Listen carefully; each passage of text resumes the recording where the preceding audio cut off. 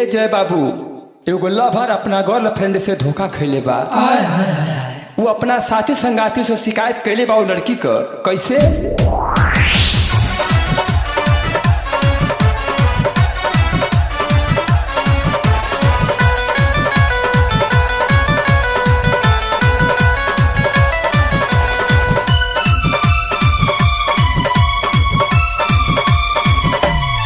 प्यार कोई के धोखा देवे में वो ट्रेंड हो गई।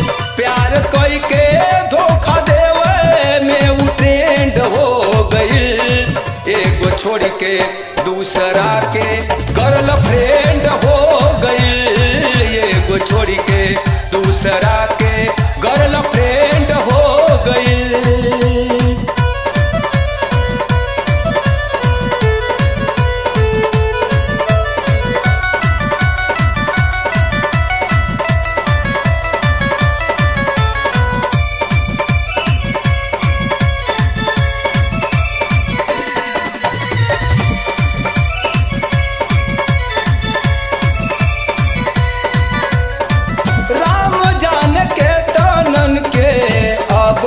फसाई हेलो हाय बाय बाय कई के बहकाई।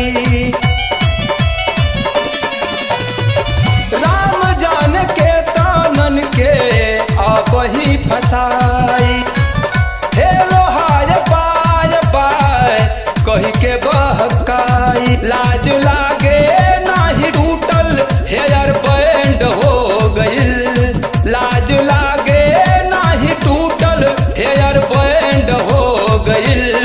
एगो छोड़ के दूसरा के गर्लफ्रेंड हो गई। एगो छोड़ के दूसरा के गर्लफ्रेंड हो गई।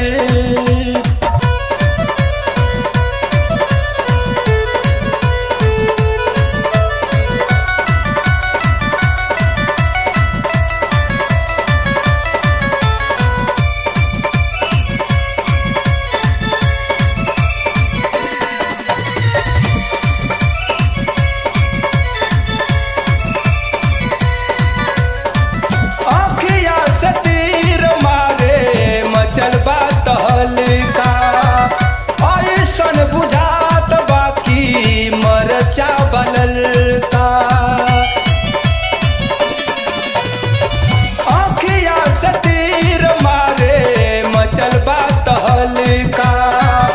ऐसन बुझात बाकी मरचा बलल का। शोर भइल त समाज से सस्पेंड हो गइल।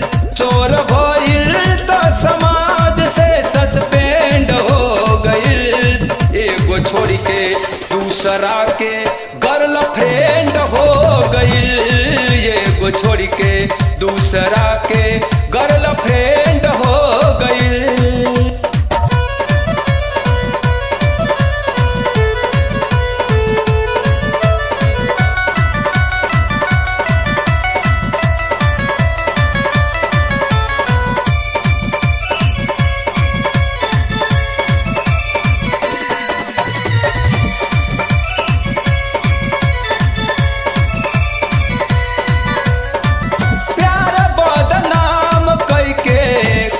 कुछ न पाई बुढ़ौती में सड़ल आलू नियर फेंक जाई।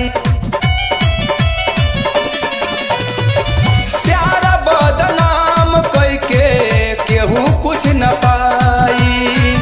बुढ़ौती में सड़ल आलू नियर फेंक जाई। ओ पिया दो लाखों लाइफ कैदी एंड हो गई।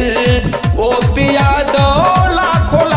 कैदी एंड हो गई। एगो छोड़ के दूसरा के गर्लफ्रेंड हो गई। एगो छोड़ के दूसरा के गर्लफ्रेंड हो गई। प्यार कोई के धोखा देवे में वो ट्रेंड हो गई।